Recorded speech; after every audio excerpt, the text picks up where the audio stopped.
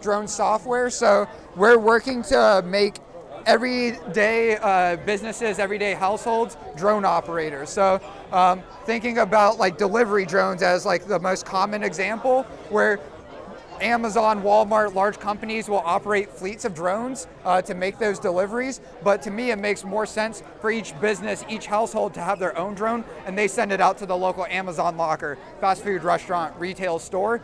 And then that same personal assistant delivery drone could also be outfitted to water your garden, fertilize your yard. You or a hypothetical older you send your kids out to go play laser tag with it, and it become more like a personal computer or car or kitchen like appliance. Right. That's just going to be part of our everyday lives. So what type of engineers are you guys looking for? Mechanical engineers, electrical engineers, combination, robotics engineers, software developers. I mean, aerospace engineering. I mean, drones. It's really a culmination of like all the most advanced forms of engineering. So I plan on going into either aerospace or electrical. well, hey, definitely.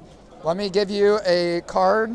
Definitely reach out. We offer internships. Literally, most of what we have here to show has been developed by high school students that are either still working with us or they graduated college, or in some cases beyond college now and still working with us. So,